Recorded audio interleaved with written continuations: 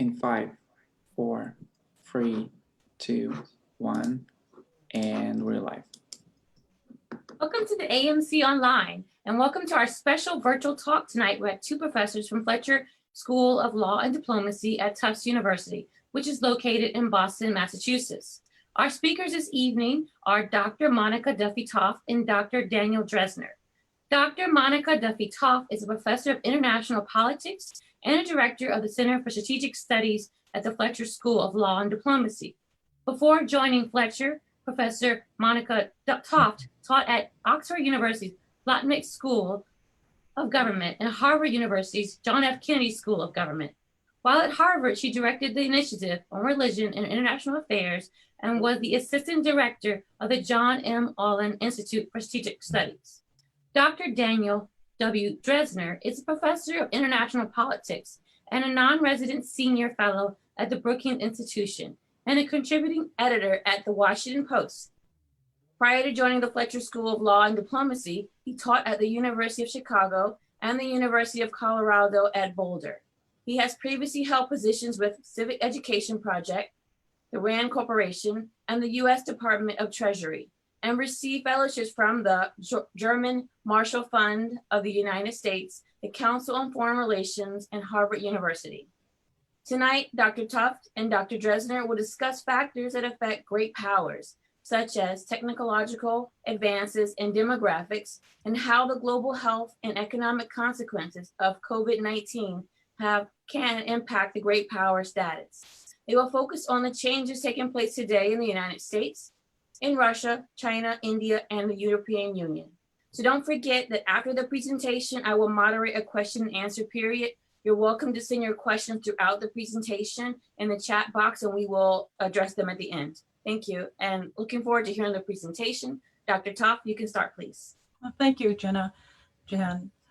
So I'm going to talk about sort of an outlier kind of topic when we think about states and the power of states, but it's actually not an outlier, because when you think about the power of states, most people are thinking two dimensions. One is they think about the economic might and the resources that states have to bring to bear for development of their defense structure, but the other is also their population. And so as a scholar of international politics and international security, oftentimes when we think about power and look at indices of power, it's usually a combination of economics, so what is the GDP per capita for a country, and then the second thing that people tend to look at is the size of a country's population. And so I've been exploring this sort of demographic, the population issues associated with states, to see if we can get some insight into whether it will help us to understand whether states thrive or whether they may collapse. And so I'm just going to run through some sort of a theory about this, and then the case of Israel, and then the case of the Soviet Union, and we can discuss it about whether we agree that possibly there could be a demographic explanation for what happened to the Soviet Union, what might happen to the state of Israel, and what might happen to the United States.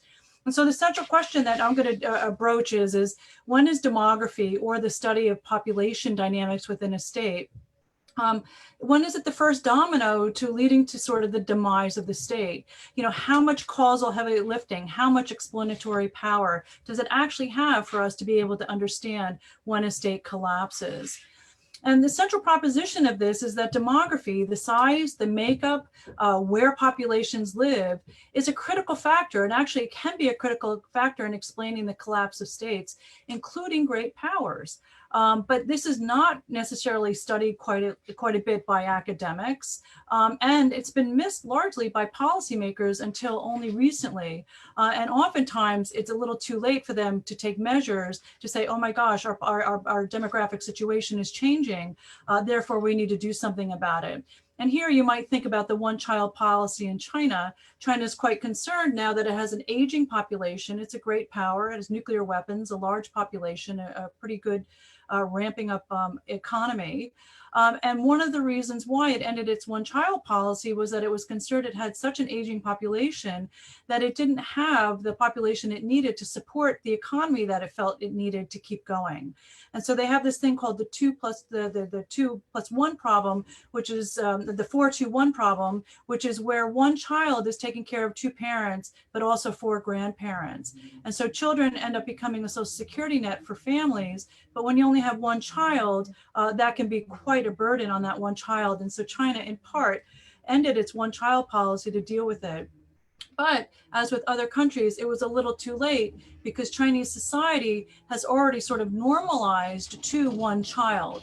And so the evidence seems to be, despite the fact that they changed the policy, couples are still choosing to have only one policy. So again, it's a dynamic that takes a long time to come into place. But then once a government notices it, it takes a long time to change. So academics have missed it because I'm a political scientist. Professor Drezner is also trained as a political scientist. And we really look for causality. So we really look for direct, immediate impact of things X causing Y. So getting hit by a car and getting injured, right? So those sort of immediate kind of causal explanations. And the difference with demography is these are longer term. You can think about them generationally.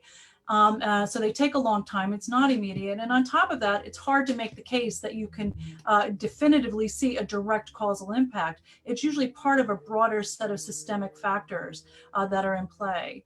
And then policymakers, they tend to be more focused on immediate crises and events.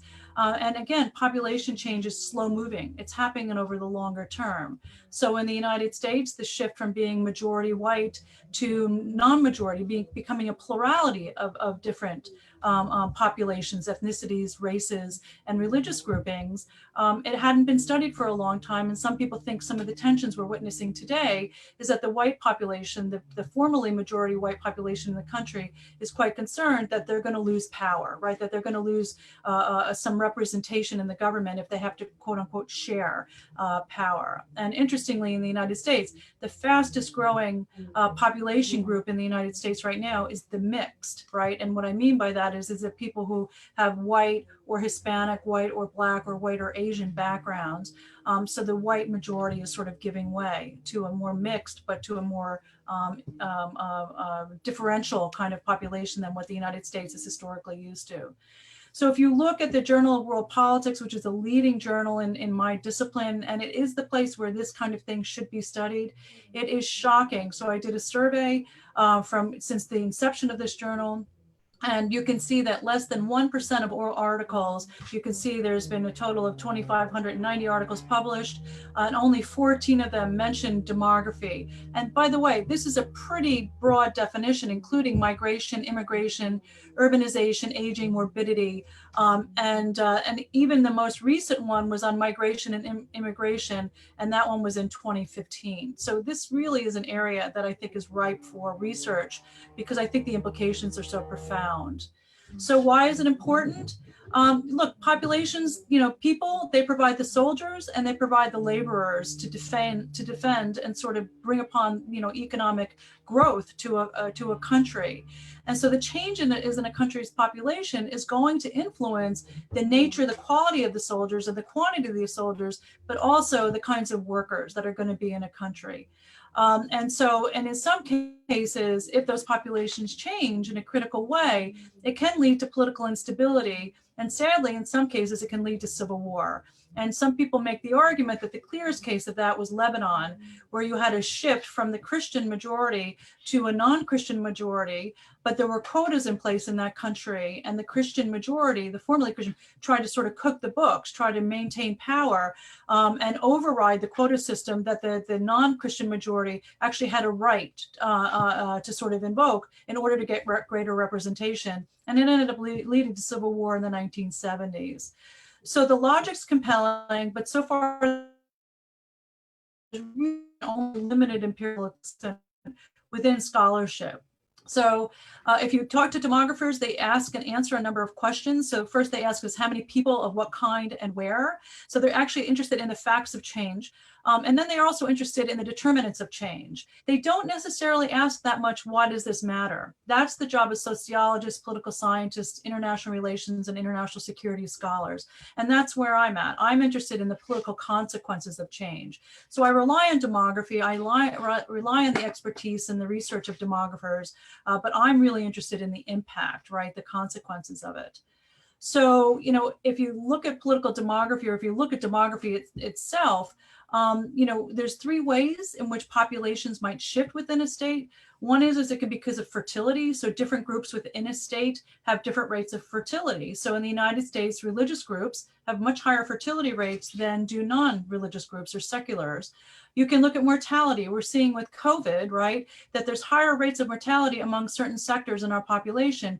That's the aging, the elderly population, people with secondary illnesses, so hypertension, heart disease, asthma, diabetes, and then of course race. And that's a very complicated one, which has to do with economics, class issues, but also about health issues.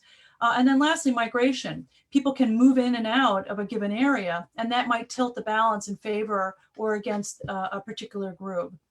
And here, when I'm talking about groups, I'm talking about different kinds of identity groups. I'm talking about racial groups, I'm talking about religious groups, I'm talking about ethnic groups within a population, within a state or a region of a state. And so what I'm just, give you the sense of an idea is what I'm talking about is sort of population transition theory, which is riffing off of a very, very popular and historically accepted theory about power transition theory, right? So power transition theory came about in the late 60s, early 70s, trying to talk about the rise and decline of states. And here I'm talking about power, but in terms of population, and I'm calling it POPTT because it's just fun to say that. So other cases that I've been examining is Imperial China. I think the beginning of the end of the Imperial Chinese order was actually the 19th century, not the early 20th century. Some people want to tag it to the Chinese Revolution. I also look at Syria. There was a huge shift in Syria in the 70s and 80s.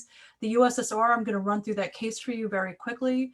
Israel, it hasn't collapsed, but there are some pretty big dynamics happening in Israel, particularly with the Arab populations, and also with the ultra-Orthodox populations. Right now, 1 in 4 Israelis under the age of 16, and I'm talking Israeli Jews, is ultra-Orthodox. And that's going to have implications for Israel, not only domestically, but internationally, because the ultra-Orthodox have particular views about what the state of Israel stands for. And then the question is the United States. What does it mean for the United States? Will it be able to sort of handle as a country institutionally and nationally in terms of its identity, a shift in the character of the country?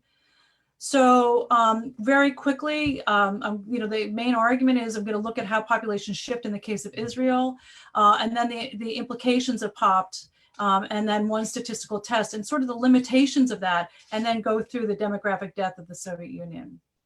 So again, I've already told you how populations shift. It can be through births, and that's just natural growth. So you can look at births relative to deaths. If there's more births, then you're going to have a growing population. If there's more deaths, you're going to have a declining population. And then, of course, natalist policies. A government can put in place different kinds of policies to try to boost the size of their population or decline it, right? Have it decline. Iran, most people aren't aware, during the Ayatollah reign after the Iranian Revolution in 1979, they implemented a formidable natalist policy to bring down the size of the population. And fertility rates, we've never seen a country's fertility rates drop as precipitously. China right now is trying to boost its fertility, right, by allowing people to have more than one child. And then, of course, deaths, and then migration and immigration. So quickly, let's run through the case of Israel. So here you can look at, this is Israel proper, the number of Israeli citizens by ethnic group from 1950 to 2016. And you can see the Arab population, is just under, it's actually quite small relative to sort of the Jewish population, right? And so this is Israel writ large. Now, what made the state of Israel and some in parts of Israel quite nervous is that if you included sort of and this is just giving the proportions over time, with the Arab population being anywhere from 18 to 23%, depending upon the period, and the Israeli Jewish population includes everybody, Reform, Orthodox, and ultra-Orthodox, dropping from about 90% down to about 75%. But what really made people nervous was when they started looking at this in the Palestinian territories as well. So if you think about West Bank and Gaza, the proportions there. So the next graphic is going to show you that. And the issue is that it started to reach parity. And so the population's portions within Israel were quite concerned that they were no longer going to be a majority, and that this was going to have implications for Israel as a democratic state. And so you started seeing tension. And in fact, I've written about sort of the placement of the barrier, the security wall that they've put in place. And I think a lot of it is driven by this reaching a parity between the Palestinian Arab population and the non-Palestinian Arab population, the Israeli secular and Jewish population. So population dynamics matter quite a bit. And then here you can see what was driving quite a bit of this was fertility. The Arab population had a much higher fertility than did the Jewish population, upwards of 4 to 6, depending upon where you were, whereas the Jewish population, the fertility rate had dropped to under 3, and that caused concern. But it wasn't just fertility rates, and here you can see the fertility rates, and you can see the ultra-Orthodox and the Haredi Jews. They still have very high population rates, but you can see all other Jews, it's down, just at 3, but the Arab population is still above that. But the other way is migration, and in the early days of the Israeli state, they relied on migration and people sort of coming back to the Israeli homeland. And you can see from the 50s all the way to 2013 that was accounting for a large portion or an increase in the size of the Jewish population. But today, and there's Sergio de la Pergola, who is a scholar, a sociologist of this, he believes that that is not anymore, that people who have moved and migrated to Israel, that there's not that population anymore that's willing to do that. So those numbers are going to stay static. And this is a very similar statistic from 2017, just showing how important migration was to the population growth of Israel. But that seems to have sort of dissipated and died out as an option for growing the Israeli Jewish population. And since we're at the Moscow Center, from 89 to about 2005, a big from the when the Soviet Union collapsed, there was a big portion of Russian citizens who decided to sort of go to Israel, and that was actually part of a big boost in the size of the population. But that's done. There's no longer as many people who want to go to Israel, so that's not going to boost it. So fertility, mortality, and then of course movement.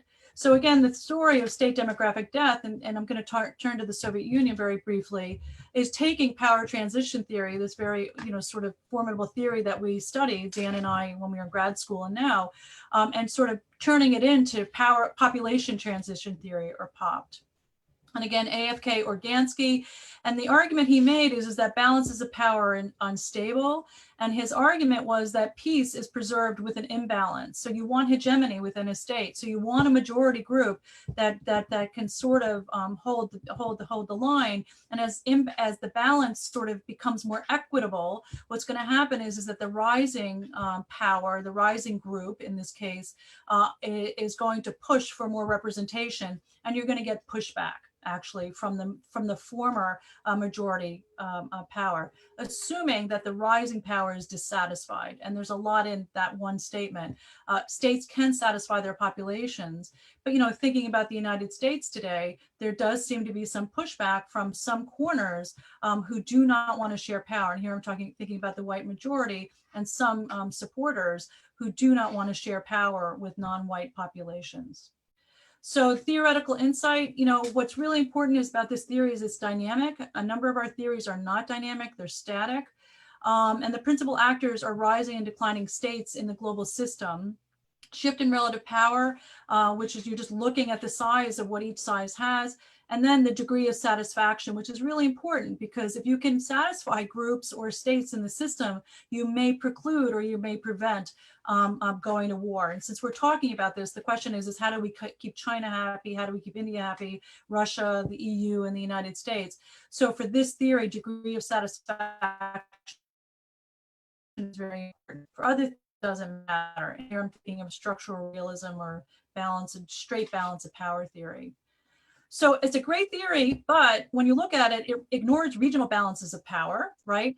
And it also ignores the domestic balance of power. And so what I've been doing, and I'm writing a book on this, is I'm saying, okay, let's look at this, but let's look at not only the global balance of power, but the regional balance of power and the domestic, and how they interact in terms of the demographic makeup of a state, right? And so what I mean by that is going to be clear when I look at the Soviet Union. And so again, identity groups, they become analogous to states in this explanation. And then minority groups are the challengers, or they're the rising group. And once they start rising and making demands, that's where you sort of get trouble. So the case, so now I'm going to run through very quickly the case of the demographic death of the Soviet Union. So, there are a number of theories for what caused the death of the USSR. Some people say it was overextension, right? That they went too far, that they tried to sort of expand international communism too far, and didn't take care of matters at home. Related to that is a faltering economy, that the economy with the quota systems, with the 5-year plans, with just communism as a system of regulating sort of the economic life of your citizens, actually didn't align with human behavior, right? It's not, people didn't appreciate having to give as much as they can when they felt as if other people were not. And then a more immediate cause that people turn to is in the 1980s was the consequences of Mikhail Gorbachev's reform efforts. So glasnost, the opening up of the system, and then perestroika, trying to maintain that one-party system, but trying to make it more receptive and actually more effective in terms of helping the economy zoom along.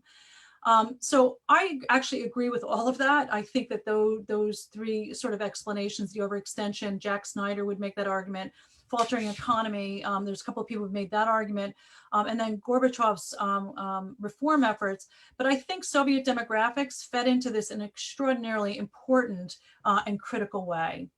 So if you look at the Soviet period, right, starting, you can read through, from the 50s, the 60s, the 70s, and into the 80s, and read the Politburo. Yes, I've read the Politburo debates. And for the Soviet Union, populations and following the population trends was extraordinarily important. And so whenever censuses were published, they were highly politicized. And in fact, a couple of censuses were not even published. So 1939, because it showed sort of the problem with the collectivization under the early Soviet period and the famines, particularly in Ukraine. And so Stalin, knocked that down and didn't allow for that census to be published. Well, this happened again in 1979, actually, where they delayed the publication of the census for a number of years because it revealed a startling finding, which was that the Muslim population in Central Asia was increasing at a phenomenal rate at the same time that there was a decline of the Slavic population, and in particular the Slavic male population. And if you think about the structure of the Soviet Union, the Slavic male population was really the backbone of the army, the armed forces, and also the economy, because much of the industrialization was in the western part of the country, which is where the Slavic populations lived. And then domestically, you see people writing about concerns as this Muslim population sort of comes, into as part of the Soviet system, that they're concerned about loyalty within the army and the workforce.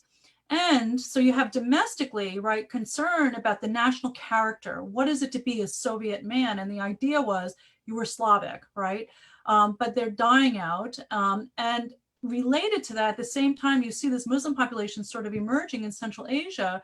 You see regional and global dynamics happening that sort of made Moscow sort of step back a little bit, or leadership in Moscow. And one was the regional collapse of communism in Afghanistan, where you had the Afghans pleading with the Soviets, please help us because we're losing our communism. And actually Soviet leaders were quite reluctant to get involved, but they eventually did. And as we know, and they were there for 10 years and had to leave, basically defeated. And then there was an Islamic revolution in Iran. We'd never seen anything like that. And what most people aren't aware of is it was a very Catholic revolution in the sense that it was universalist. They were welcoming all Muslims, not just Shia Muslim, even though it was a Shia revolution. And in fact, they tried to set up foreign embassies in parts of the stans in Central Asia. And Moscow sort of freaked out and said, you can't do that. We decide foreign policy for the Soviet Union.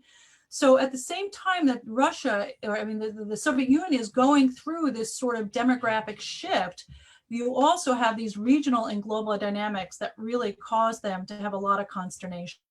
So here is just the data, and you can see the upper up here from Uzbekistan, Turkmenistan, Tajikistan, Kyrgyzstan, and Kazakhstan, and Azerbaijan. You can see that the Muslim these are predominantly Muslim population. Kazakhstan we can talk about because actually it was a plurality with ethnic Russians, and Kazakh populations, but the Kazakh population was growing at a much faster rate. And so when the census revealed this, there was a lot of discussion within the Politburo. What do we do about this, right? Are they going to be the workers we need to keep the economy going, the soldiers we need to have a formative military, and are they going to be loyal? And then here, this is looking at males age 18, and you can see, look down here from Kazakhstan and Central Asia. In 1970, they were 14% of the total population, and then they're coming up to 20%, 24%. And so, and you can see for the Russian size, it's declining. And so there was real concern about that. And then this is just looking at the proportional distribution, and you can see that, you know, down here along the southern part, this is where you have most of the Muslim populations. And again, like I said, you've got an Iranian revolution, you know, and you've got an Afghan, you know, the collapse of communism within Afghanistan.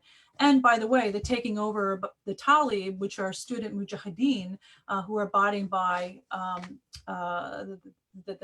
you know, Muslim teachings to rule the state. At the same time, you know, when all of this is happening within the Politburo, there's discussion about who they should go help, right? So the communism is an international, it is an international movement, and you go and you help your communist brethren. And so these bottom three, wars of national liberation, systemic wars, and wars between capitalist countries, those were old concepts that Lenin and Trotsky had sort of developed. But what you saw in the 1970s was this development of a new kind of idea, which is wars of civil liberation, where you had populations overthrowing governments, where the Soviets were saying, yes, indeed, maybe we should go help them. And this is how they justified actually helping some of their brethren in Afghanistan and possibly in Iran, but Iran wouldn't allow it at all. I mean, Iran ended up talking about both the United States and the Soviet Union as the great Satans. It wasn't just the United States, they both. And so interestingly, when they started thinking about their strategy and defense, they developed a new category, which was called wars of civil liberation, to justify going in and helping some brethren. And here's Comrade Brezhnev, you know, talking about the idea of proletarian internationalism, where you defeated, right, you're committed to defending your communist brethren, right, and those ideas as sacred duty. And paradoxically, through this period, I mean, I do feel bad for Soviet leaders at this time. At the same time, they're saying we need to go and help them. They're helping them against countries that were overthrowing communism and then adopting Islamic ones. And as we know from the Soviet period, it was atheistic, right? So it was a really tall. And then here you can see the communist countries. There was concern about dominoes falling, and that, you know, and that. Iran and Afghanistan were sort of precursors. And this is just giving you a sense of where the Shia population, right? So here's Iran, right? Where the Shia population, and you can see that it's throughout Tajikistan and in this area, right? And that the Soviet Union, the Soviets were quite concerned that they were going to have influence throughout this region. And, you know, so Gorbachev and Schultz, here I just put this up, you know, these are the leaders of the United States and the Soviet Union toward the end of the Cold War. And I just thought it was a funny thing that Schultz is saying, you know, in my opinion, the Iranians would not object to fundamentalist governments in the Kremlin and Washington. And Gorbachev is saying, you know, yeah, possibly it's true that they pray for it. So there was real concern. This is 1988. So they're watching sort of the influence of these religious ideas globally. And in this case, you know, both, you know, Gorbachev and Ronald Reagan, here's Reagan, you know, are sort of united that this is a threat. This is a threat to global politics. And oh, by the way, it's a threat to us as great powers. And we need to keep an eye on this. So in line with, you know, this population transition theory and sort of great powers succumbing to this, I think you want to look at both the domestic political and the makeup of the country, but then also the regional and the global politics. And interestingly, in the case of the Soviet case, you know, religious identity ended up coming to the fore domestically, right? So Russia was not only seen as Slavic, but it was seen as Orthodox Christian Slavic. And despite the efforts that the Soviet Union tried to kill religion, with the exception during World War II, but tried to sort of kill it off and create a sort of atheistic state. So the key implications, I think demography is key to understanding the demise of a superpower. And then again, you need to look at both the domestic level, what is seen as the makeup of the country, the ideal national makeup, and are there people willing to fight for that, to defend that? And then the regional and international levers of influence need to be thought about, because where are allies, and then can they sort of be turned to in order to defend your interests. And the Soviet Union tried to do that in Afghanistan. It tried in Iran, but it wasn't successful. And then interestingly, the Soviet Union was a revolutionary regime during its period, with the Bolshevik and communist revolution. And they really fully understood what Iran was doing with its Islamic theological revolution. But because the Soviet Union was also identified as an enemy to Iran, they could not form an alliance. And so it had big implications, and part of which we're still paying for today in Afghanistan. So I'm going to end it there and turn it over to Professor Drezner.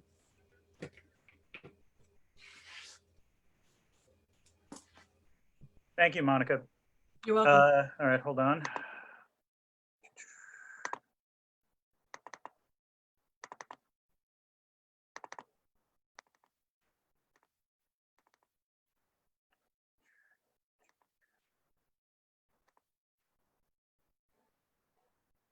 Just making sure everyone can see. Monica, can you see this? Okay, good. Thank you very much for the opportunity to be here. It's a pleasure to present. I wish we could have been there in person back in March. Although given how things were going at the time, I'm kind of glad we wound up not going. But anyway, my talk is less on a substantive area of research and more reaction to what we've seen in terms of public discourse since COVID-19 has affected world politics. We can think about, in many ways, there are certain years that if you mentioned international relations scholars, they think of them automatically as sort of hinge years, years in which, the international system transitioned from one phase to another. Think about 1945 with the end of World War II. Think about 1991 with the end of the Cold War, or think about 2008 with the collapse of Lehman Brothers and the beginning of the Great Recession. In all of these instances, you can name a year to an international relations scholar and they will understand automatically that it is seen as a critical juncture or a crisis in which a whole welter of different aspects of world politics are transformed at the same time. Which then raises the question of whether or not we are in another one of those hinge years. It is undeniable that the COVID-19 pandemic has had dramatic effects on the way we live our daily lives, not just the way we live our daily lives, but the way our leaders live our daily lives. In some ways, this effect has been more pronounced, I think, and more worldwide than other years we would think of as hinge years in this century. Think 2001 or 2008. The effect of social distancing, the effect of travel bans, the need in multiple countries for severe quarantines, and the economic dislocations caused by the phenomenon of working from home, and generally speaking, efforts to restrict public movement so as to limit the effect of the pandemic. These are all much deeper and more widespread effects than anything we've seen, including, by the way, potentially the 2008 financial crisis.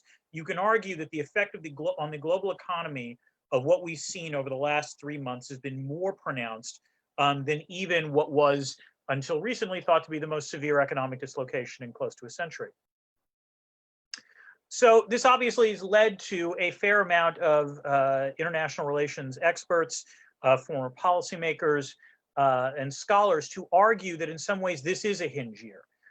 Kurt Campbell and Ruchi Doshi have argued in Foreign Affairs that this represents a Suez moment for the United States. And the comparison there is to Great Britain in the 1956 Suez crisis, when after it backed down as a result of US pressure, the UK was no longer seen as a great power at the same level as either the United States or the Soviet Union.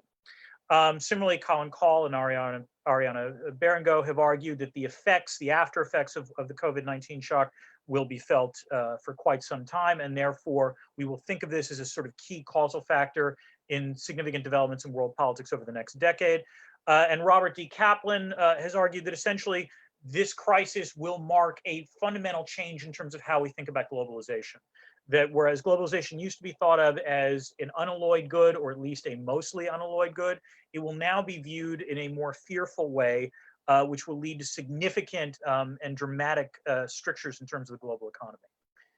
Perhaps the most pronounced example of arguing that this is a key inflection point comes from the former Secretary of the Treasury and likely future Nobel Prize winner in economics, Larry Summers, who argues that essentially compared to even the previous shocks of this century, the COVID-19 crisis will be, in fact, a hinge of history, that it will be far more significant in terms of how we think about the way the international system functions. Now, these are all extremely smart people and people who have had far more higher levels of policymaking experience than I. So it is therefore daunting for me to argue that I think they're all wrong. That essentially, without denying in any way the powerful short-term effects that COVID-19 is going to have on the international system, that in fact, a decade or 2 decades from now, we are not necessarily going to look at 2020 as necessarily a hinge moment in history, because among other things, and this relates back to Monica's, Professor Toft's presentation, it does not fundamentally affect the distribution of power. It fundamentally affects our lives, and I don't mean in any way to diminish and to say, we can just wave off COVID-19 as unimportant, but rather in terms of the key variables that we are concerned about when we study international relations. In fact, COVID-19 will not have the transformative effects that have often happened in prior history when it comes to pandemics. So the thing to realize, and the reason why I state this, is that when we think about international relations, very often people who study international relations and a lot of the discourse in international relations, particularly in places like Foreign Affairs or the Moscow Times or what have you, often focuses on change, arguing that we are experiencing a profound moment of disruption. And indeed, it seems hard pressed in this century alone. I could easily count on one hand, on both hands, the number of events that compared to my childhood seem relatively global in their scope and also relatively shocking. But it is worth remembering that an awful lot of the international relations scholarship is grounded in some ways on the observation that Ken Waltz made in his realist book, Theory of International Politics, that was also published in 1979, an important year in Professor Toft's presentation as well. And what Professor Waltz was arguing is that despite these minor changes, the fundamental regularities of world politics have not changed that much, at least in his argument, since the Peace of Westphalia. That there is still a fundamental structure that is defined by anarchy, that essentially the most powerful actors in world politics have relative functional homogeneity, meaning that they still continue to exercise governance in their own sphere. There's not that much differentiation in terms of what they do, and that the one variable that might change over time is the distribution of power. And so as a result, there's very rare moments where you see actually rapid transformation in world politics. So this does give rise to the question of, well, what would transformational change look like if we were actually to observe it?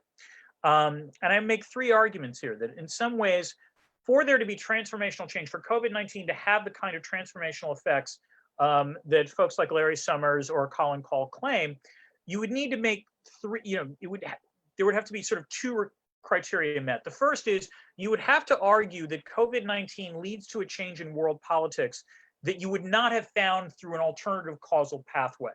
To use a social science term, basically the question is do we not have equifinality? In other words, do we not have a circumstance where COVID-19 causes something, but in the absence of COVID-19, that outcome would have happened anyway, just through another cause? So to give an example in terms of the way the diseases have affected world politics and history, think of the role of the great influenza pandemic of 1918 to 1920 on the interwar period. Some historians like to argue that it actually had a very pronounced effect on what happened, the global governance of the interwar period, because Woodrow Wilson ostensibly was infected with a severe strain of the influenza virus. And the argument is that Wilson, when he was infected, agreed to terms at the Versailles Peace Conference that he otherwise would not have agreed to, and that led to an extremely unstable post-World War I era. Now, without in any way disputing the historical argument there, you can also make the case that actually whether Wilson had been infected with influenza or not wouldn't have made a difference, that everything we know about Woodrow Wilson's personality and temperament suggests that even if he had driven a harder bargain at Versailles, he still would have been unable to get the Versailles Treaty through and ratified by the United States Senate, because among other things, Wilson was known to be obstinate long before he got infected with influenza. He failed to invite any of the GOP senators that would have been critical for Senate ratification to Versailles. And therefore, in all likelihood, even if he had negotiated a better deal, that deal still wouldn't have been ratified by the US Senate. And that is the crucial action that leads to instability in the interwar period. Now, that said, if you can demonstrate that COVID-19 is the primary cause and there wouldn't be an alternative one, the question is, when do you see transformational change? And I think there are two answers or two causal pathways where this can happen. The first is if COVID-19 leads to a discontinuous shift in sort of fundamental variables, that it leads to, in Professor Toft's term, state collapse of one kind or another, and therefore there's a fundamental reorientation of the distribution of power in a way that we wouldn't have anticipated in advance. The second way is if COVID-19 winds up rapidly accelerating trends that we saw pre-existing before the emergence of the pandemic, but causes them to move so much more rapidly that essentially we wind up in a path-dependent situation in which it's not possible to escape the trajectory. Whereas in the absence of COVID-19, there might have been any number of possible outcomes. So either it reinforces pre-existing trends or causes a true radical break in what we think of as world politics. Now, there are valid reasons to think that a pandemic the scale of COVID-19 would in fact cause this kind of fundamental break, because if we look historically, pandemics have in fact had this kind of significant and transformational change on the international system. Indeed, this is documented in the earliest sort of work on international relations, which is Thucydides' History of the Peloponnesian War. Thucydides recounts in that history a plague that hits Athens and only Athens in the second year of the war, and describes in the quote that I have on the slide the fact that essentially the plague winds up having a dramatic effect on the Athenian state, that sort of traditional norms and concepts of prudence within Athenian society, which had been praised by Pericles in the funeral oration that immediately precedes the oncoming of the plague, essentially go by the wayside. And indeed, Pericles succumbs to the plague as among one of the Athenians who dies from it. And so the obvious implication, this is how historians have interpreted Thucydides' history on this, is that Thucydides is arguing that the plague itself altered the character of Athenian society in such a way to make it act in a much more risk-loving fashion, which in the end does lead to Athens' downfall when it attempts to invade Sicily years later in the war. Pandemics have also been, clear inflection points in world history, and I think the best examples of these come from the Napoleonic Wars, both at the beginning and the end. In the beginning, there was a revolution in Haiti by slaves there against French colonial oppressors, in which Haitians actually did achieve their independence. Napoleon did not take this lying down, however, and dispatched approximately 30,000 French troops to Haiti because he wanted to retake the island, since he saw Haiti as essentially a jumping off point for colonizing the Louisiana territories, which we were at the time controlled by France.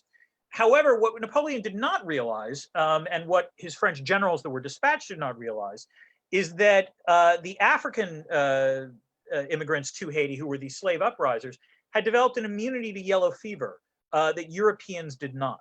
And so therefore, when the French forces came onto Haitian shores, the Haitians fought a guerrilla campaign. And over time, what eventually happened was that the French army became massively infected with yellow fever. And it was for them what you would call a virgin soil epidemic, which is they had no immunity built up. And so as a result, a very large percentage of the French army succumbed to yellow fever. As a result, including the commanding general. As a result, the Haitians eventually triumphed in response to the French invasion. Napoleon's response to this was to give up any plans for expanding the French Empire into the New World, and he therefore decided to sell the territory of Louisiana to the fledgling United States. It would be safe to say that that did cause a significant shift eventually in the distribution of power. Similarly, Napoleon's invasion of Russia was another example in which, if one looked at this sort of static balance of forces, at the time of the invasion, one would have given the advantage to Napoleon. He had a larger force in terms of the Grande Armée, and he seemed to have more novel and innovative tactics in terms of trying to occupy Russia. But the Russian strategy in response to the invasion was essentially a scorched earth campaign in which they continually retreated to have Napoleon continue to move into the Russian heartland, essentially made it impossible for France's army to live off of the land. And as a result, eventually the French army on the way into Moscow became the victim of a typhus epidemic. And then after they had taken Moscow and realized there was no way they were going to be able to winter there, as they retreated, became victim to a dysentery epidemic. And this is again an instance in which this was the conscious strategy of the Tsarist forces. And in the end, among other things, leads to Napoleon's downfall. Generally in history, pandemics have played a role of accelerant. In other words, they have essentially taken whatever were considered great power inequalities and rapidly expanded them. And the best example of this was in the Spanish conquering of the Aztec and Inca empires during the colonial period in the 16th and 17th centuries. The effect of smallpox and measles, which were generally seen as childhood diseases within Europe, on the Amerindian population, which had never experienced this kind of disease before, was nothing short of catastrophic. Approximately 90% of the Aztec and Inca populations died over the next 150 years, not from Spanish cruelty, but rather from Spanish diseases. And so as a result, it became that much easier for the Spanish to colonize most of Latin America. And also it became much easier for the Spanish to convert the remaining population to Catholicism, because among other things, the remaining survivors looked at the Spanish and saw that their own population had suffered significantly from this disease, whereas the Spanish did not, and therefore began to view the Spanish as almost godlike. And so as a result, this had a profound transformation in terms of the colonization of the Americas. That said, primarily when pandemics have had an effect on international relations, they've done so in an interactive way with what we would consider more conventional factors in world politics. So one of the reasons, for example, that the Black Plague of the 14th century was so powerful and so prominent, so widespread on the Eurasian landmass, was essentially that the Mongol conquest of a wide variety of a wide swath of the Eurasian steppes made the transmission of that disease that much easier and that much more facilitated. You can argue it was one form of globalization, albeit a militarized one, and that therefore led to the plague that killed approximately 1/3 of Europe's population. Similarly, part of the reason that the Great Influenza in 1918 and 19 had such pronounced effects, it is in terms of raw numbers the most deadly plague in world history, was because since it occurred during the fighting of World War I, the United States, France, the United Kingdom, Germany, every combatant in World War I essentially repressed information about the influenza pandemic because they were worried that in doing, by revealing it, it would somehow, aid or abet the enemy. Indeed, the reason that the Great Influenza is called colloquially the Spanish flu by some is not because the influenza originated in Spain. It originated in Kansas, but rather because since Spain was a neutral neutral party to the war, their press was not censored, and as a result, the first public reporting of the influenza pandemic occurred in Spain. Now, this all suggests, well, that pandemics have had pronounced effects on world politics, but it is also worth noting that things have changed significantly since about 1880 that have had much more muted, that have therefore sort of muted the effects of pandemics on world politics. The first two things, which have nothing to do with medicine, are rather improvements in both the standard of living and improvements in urban sanitation and food preparation. All three of these things essentially prevented overcrowding in certain areas of urban squalor, and more importantly, eliminated key disease vectors that would cause what would be, let's say, an initial outbreak or infection to become an epidemic or a pandemic. And then on the medical side of things, the development of both the germ theory of disease and the development of antibiotics and vaccines to known plagues also had a dramatic effect on both the standard of living, the average lifespan, and essentially the ability to contain plagues and pandemics as they emerged. Again, this is not to say these are not important, but they are no longer necessarily, or they have not necessarily been the game changers that we have seen when we talk about, let's say, the effect of smallpox on Latin America or the effect of the Black Plague on Europe. Each of these diseases, HIV/AIDS, SARS, and Ebola, have had effects on where their initial outbreaks were.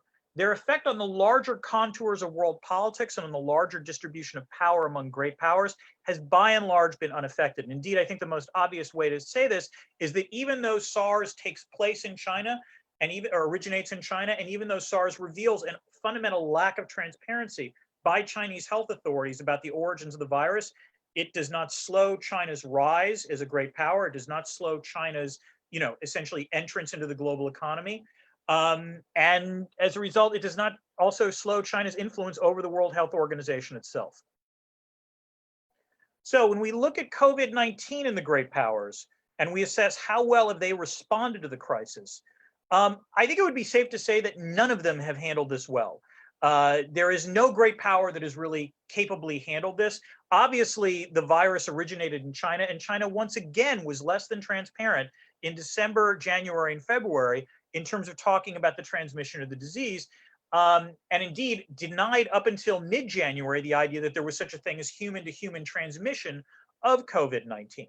While China's obviously taken great steps, and nearly draconian steps to control the virus since then, the fact that it originated in China will, continue to sort of reverberate in terms of its effects on Chinese soft power. And indeed, the other thing that has happened in terms of China is that as other countries have begun to call for a commission to investigate the origins of this and the degree to which mistakes were made, you've seen the rise of what is colloquially called wolf warrior diplomacy by Chinese diplomats, in which they've threatened various states, including Australia and Norway and Sweden, for engaging in such, accusations and or investigations.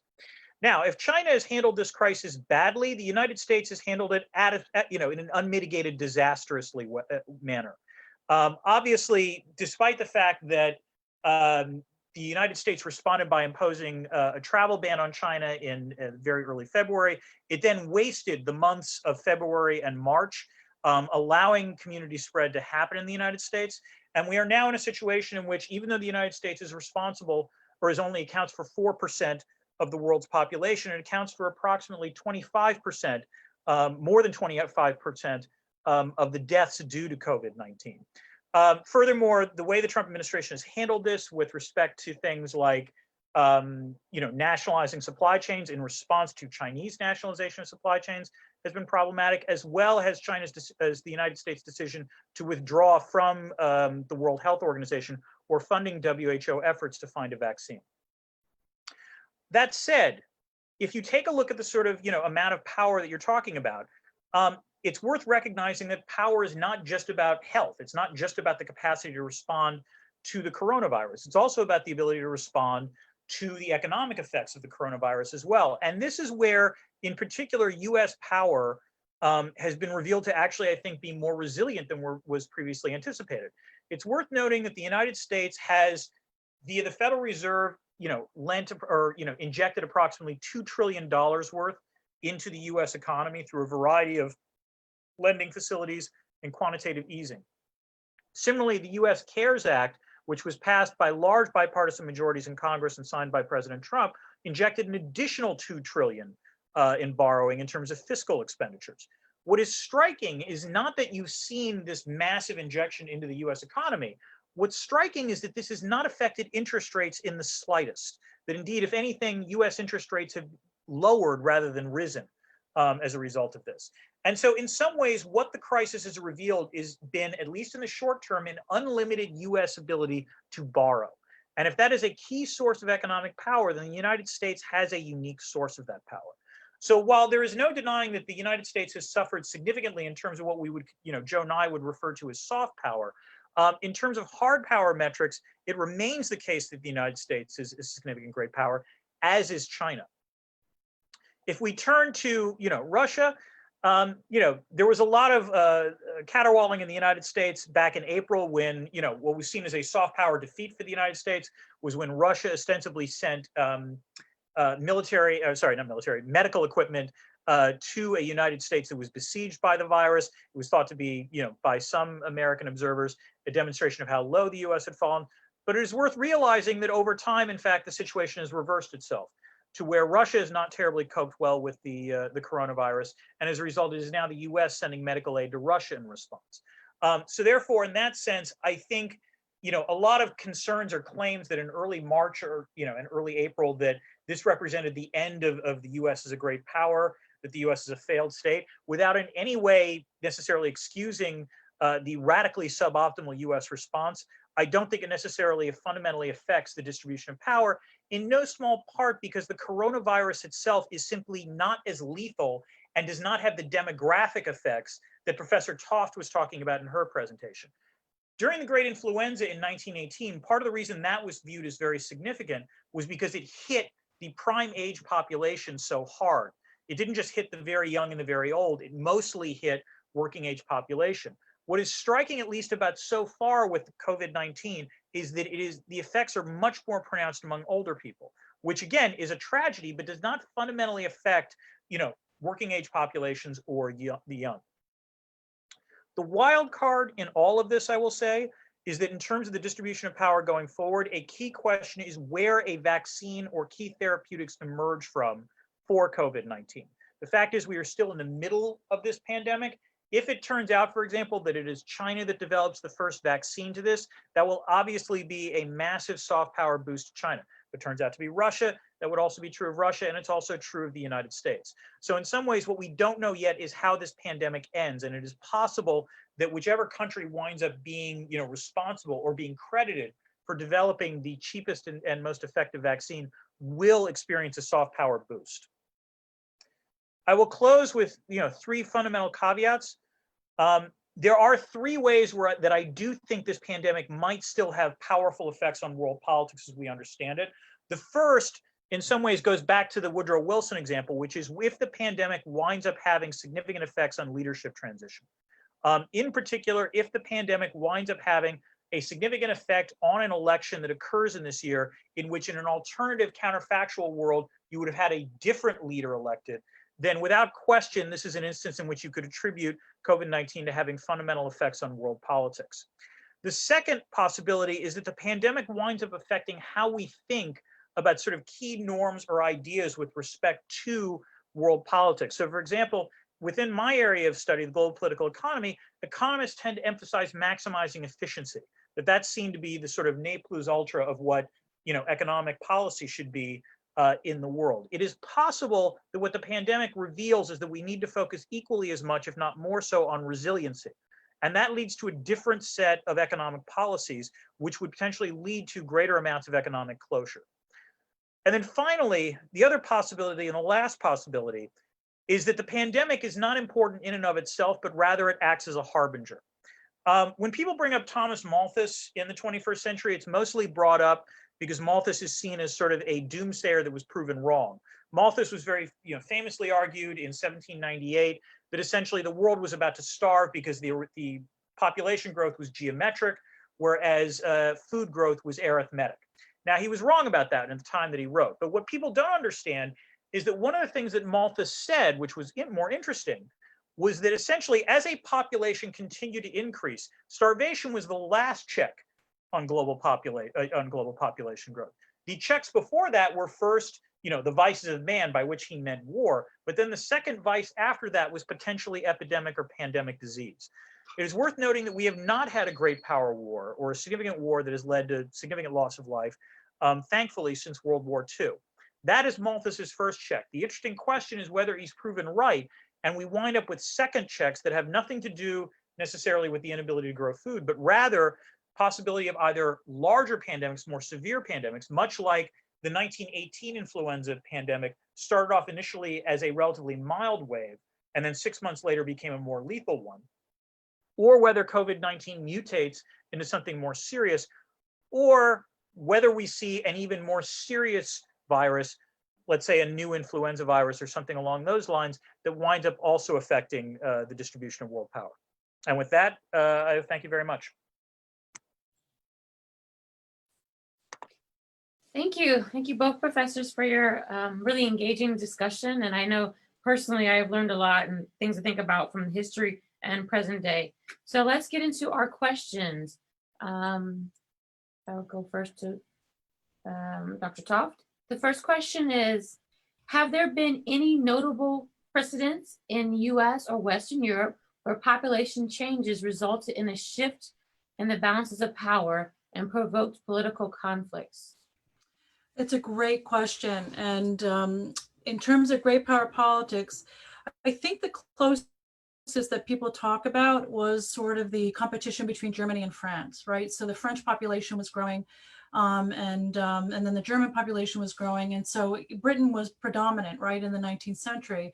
And some people think that that population competition intensified, right? So the growth of those populations intensified sort of the antipathy, sort of the opposition of one another, and helped to sort of bring on World War I. But I think that's pretty much the only sort of hardcore case where there's, you know, this really vast population growth in Europe, right, through the 19th century. And then again, it was between the Germans and the French. And again, this led to sort of this antipathy and this nervousness, right, that if one grew too much bigger than the other, that they would somehow threaten them. But in terms of great powers, no, I mean, as you know, it's just one variable, because the other thing is you want to look at the economy and the capacity of these economies to put into place laborers that can actually grow the economy. But I think that is an important case. Look, it led to World War I.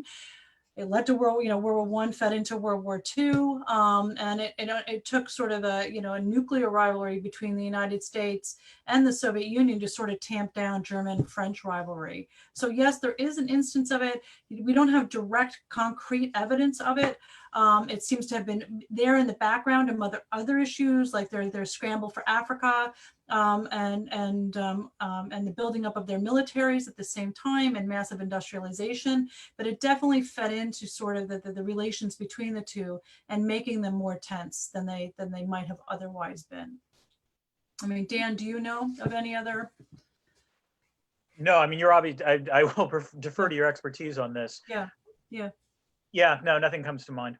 Yeah, no, I think the French and the Germans in the 19th century, and that's it. And again, like I said, it accelerated or pushed the tensions, I think, deeper than they would have been. But that's not to say, sort of back to Professor Drezner's comment, that there were not other factors also contributing to that, which is why demography is so interesting, because you want to look at, it's like this pandemic argument that Professor Drezner is arguing. It feeds into already and accelerates already trends that we've been witnessing already. Thank you. So this one's for you, Professor Drezner. Which do you think would have resulted in less significant economic changes, more severe or less severe measures in response to COVID-19? That's an excellent question. I think the problem is that it depends on whether or not you think the more severe measures would have actually essentially extinguished the coronavirus as we understand it, or would have permitted a situation in which contact tracing would have actually been able, much like, let's say, Ebola in 2014, prevented the virus from going worldwide or going beyond a particular region. That said, it would have obviously imposed severe short-term costs. I think the problem with less restriction is that the reason why restrictions were imposed in the first place was not necessarily because the coronavirus had such a high lethality, case fatality ratio. It didn't, but rather the concern was that if you had an initial surge of people that were infected, the case fatality ratio would spike tremendously, because essentially you would have a large number of people who at the same time needed urgent medical care, and it would have overwhelmed medical staffs, which is in fact one of the things you saw happen in, let's say, Lombardy in Italy or in New York in the United States, that those medical systems buckled. They didn't break, but obviously it was a near run thing. And so I do think ideally you would have had more severe actions taken place early that could have potentially snuffed this out. I think if you had tried to lessen it, it would have had fewer economic effects in the short term, but I do think over time it would have had much more dramatic effects, because eventually you would have had not just places like New York and Italy overrun, you would have had large swaths of the globe in which you had significant percentages of the population needing medical attention and not being able to get it. Thank you. Okay, Professor Toft, what recommendations do you have for other present day great powers that want to avoid instability that can be formulated based on your research? So I'm going to go back to the theory because I actually think the theory is correct. And here I'm talking about power transition theory. And like I said, it's a dynamic theory. So it's looking at the rising and declining power. And if you think about the dynamics within states, it's the access to power. And one of the key features that I think is correct, particularly at the domestic level, is whether or not the entities, the groups, the identity groups in this case, are satisfied with the status quo. And so states need to work really hard to listen to who the constituencies are, their citizens and what they're demanding, and try to meet those demands. And it turns out that those states that don't do that, those are the ones that are in trouble. And so back to Lebanon, the situation there was that you had the Christians who were sort of in control of the government, literally, not literally, but figuratively cooked the books on the census to try to deny the non-Christian population what was rightfully theirs in terms of representation within the government, in terms of the quota system. Similarly, some people say in the case of the Soviet Union, because of the nervousness, part of Gorbachev's reforms was going in and sort of doing anti-corruption fighting within the stans. And so it led to sort of more dissatisfaction because the leadership within the Politburos, within the Kazakhstan and Turkmenistan, all the different stans, started pushing back and saying, no, we're a federal government. We have Politburos, we can govern ourselves. But there was some purging of elites, and it led to more dissatisfaction. So for elites, for leadership, for political governing bodies, what they need to do is listen to what people are demanding and try to sort of if there is dissatisfaction, try to sort of meet that, right? Not meet the dissatisfaction, but try to sort of overcome this dissatisfaction and open up the political system so that each side feels as if it's getting its proper share of the economic and political rights. And in the United States, I mean, one of the reasons why we're having this Black Lives Matter and sort of all these discussions and protests and demonstrations is that the African-American, the Black community in this country feels as if, and the data show this, that they've been left behind. And now they've got allies in the white community and in the non-white Asian and Hispanic communities coming and helping, right, to try to say, yes, this is unjust, that you have a right to be dissatisfied, and that the American government now has to be responsive. And so it's not determinative, right, that government in the sense that once these population growths shift, because states do have the capacity and through their institutions, right, and through their processes to meet the demands to try to quell some of that dissatisfaction. Unfortunately, a number of states just don't have the wherewithal or the desire to do that. They'd rather keep their thumb on some of these populations and repress them rather than try to meet their needs and satisfy the demands that people are making in countries. So it doesn't necessarily have to lead to instability. Look, democracy is all about conflict, right? And making demands and pressing the system. The question is how the state and the institutions respond to that. Thank you. Okay, this question is for Professor Drezner. So get out your crystal ball. It's about the second wave. Do you think the Trump administration is capable of handling a potential second wave of COVID infections better than the first, or will the federal government response be the same, if not worse? It'll be worse.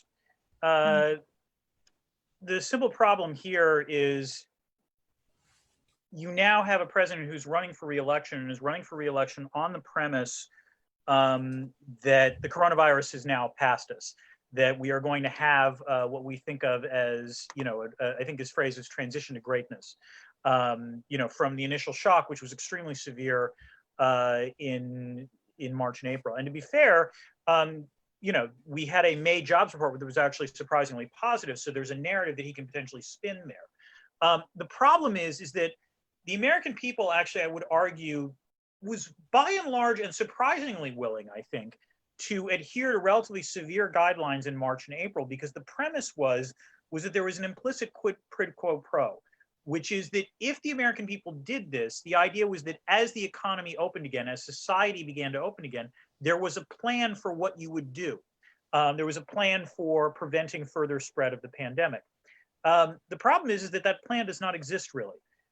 We are still in a situation in which large organizations are hamstrung in terms of trying to restart what we would consider normal activity, in part because we simply lack the ability to do proper contact tracing, on a statewide, much less nationwide level.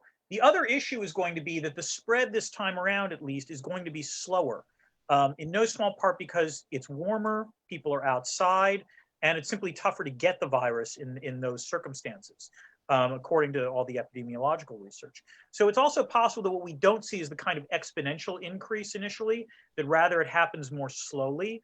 And by the time people realize there is a severe enough problem, which we're beginning to notice in places like Arizona or Florida or California, it might be too late. And this also, by the way, again, to be fair to the administration, part of the issue is that when you're talking about the United States, you're not necessarily talking about a single pandemic. You're talking about 50 pandemics, or really 250 pandemics, because there's such local, phenomena. But in general, the observation so far seems to be that the regions of the country that were the hardest hit in the first wave, namely the Northeast, including, I would add, Boston and New York, California and Washington, have adopted new measures, things like mask wearing and social distancing, such that really the virus is really not, the degree of infection has plummeted dramatically. The problem is in the areas that didn't really experience that acute a first wave, that nonetheless had to engage in all the economic dislocation. And so as a result, for them to be asked to change their behavior, it's going to be extremely frustrating to them. And I think, frankly, until you have much higher infection rates than you have right now, you're not necessarily going to see a change in behavior. The other wild card in this is what happens once the weather starts getting cold again in the fall, because that means people have to go back indoors. And everything we have seen suggests that indoor transmission is the best, is far easier than outdoor transmission. The other wild card on this, frankly, as Professor Toft mentioned, are the protests that have happened across the United States in response to the murder of George Floyd. The promising sign so far is that we have not yet seen really that much of an uptick in infections, partially because a lot of these protests were outside and because mask wearing seemed relatively ubiquitous. But it is still early days, and we will have to see over the next week or two whether or not you see a spike because of that as well. Thank you. Professor Drezner, I actually have a second question for you. How has the success of small countries in combating COVID-19, namely in the Republic of Korea, New Zealand, Taiwan, Japan, affect their willingness to a bandwagon as great powers flounder or fail in their response to the virus? Well, two things. First, I would dispute Japan as a small country. I think that's a little unfair to the Japanese. I think they would say that.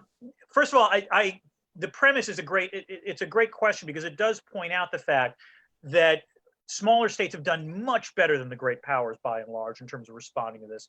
New Zealand, Taiwan, South Korea, Iceland, they've all responded much better than the United States or Russia or the European Union or China.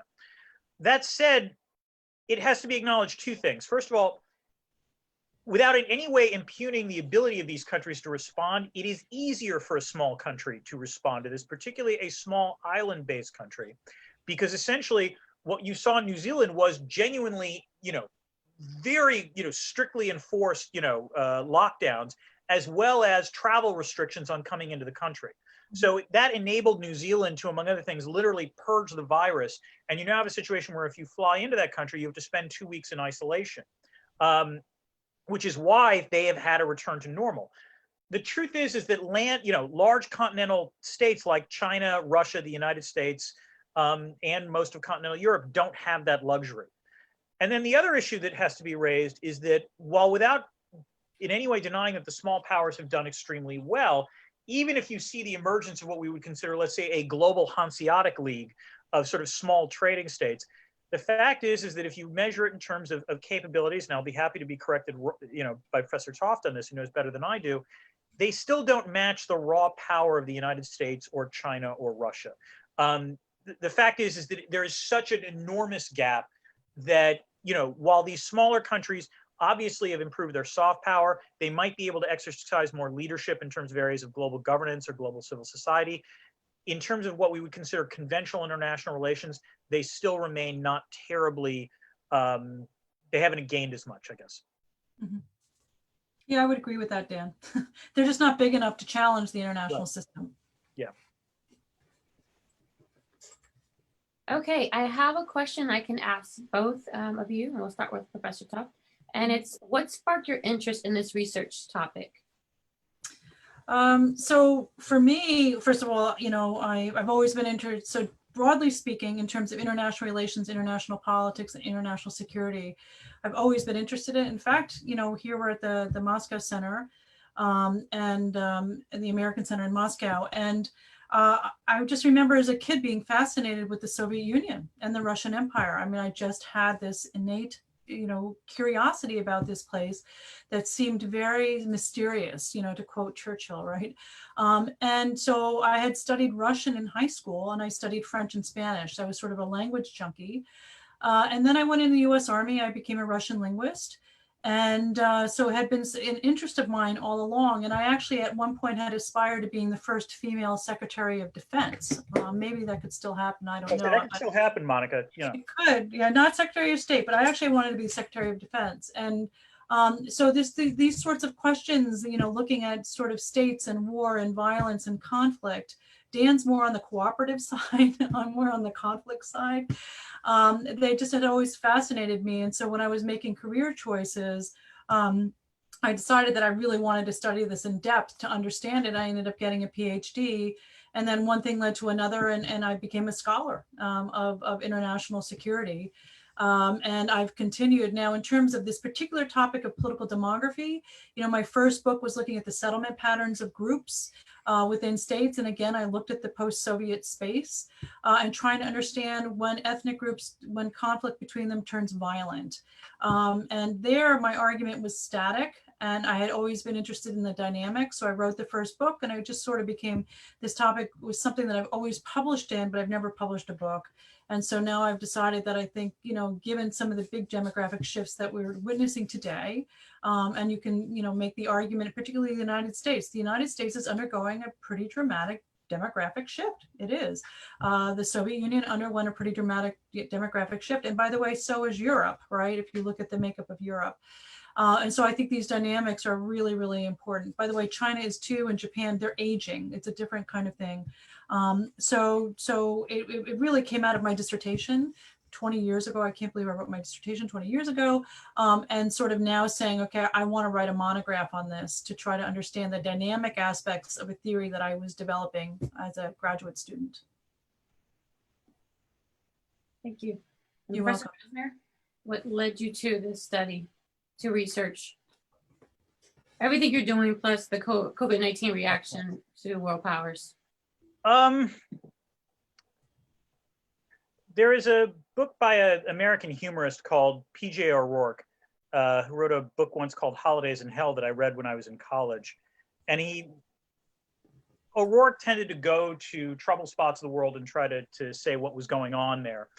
And one of the things he said was that, and it always struck with me since then, was that he liked studying man-made problems because in theory, if human beings wanted to drop their clubs or drop their weapons and just sort of work in harmony, in theory we could. The natural disasters are boring. Natural disasters are things that the earth does.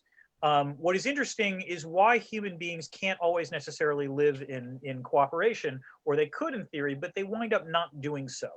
And ever since I read that, that's fascinated me. What are the incidences incidents in which, you know, we see attempts to actually cooperate, and why do those efforts of cooperation not necessarily work? But mostly, you know, I do what I do because if I see something that happens and I don't know anything about it, that's just an opportunity to read a lot of books. So I've been doing nothing for the last 2 months but reading, you know, William McNeill's Plagues and Peoples, or reading John Barry's The Great Influenza, or reading Malthus for the first time. And so really, I've just learned a tremendous amount about this stuff, which does not make me an expert in any way. But what I believe it hopefully lets me do is take this kind of knowledge and then incorporate it into how I think about international relations and how it affects the way that I think the world works. Mm-hmm. Great. Well, thank you.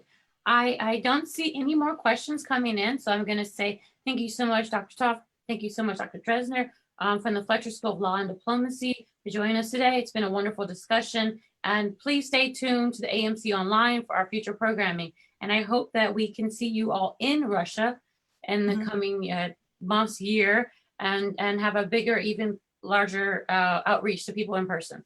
Thank you. Okay, great. Me too. Thank you. So thank you very much for having me. До свидания. До свидания. свидания. До свидания.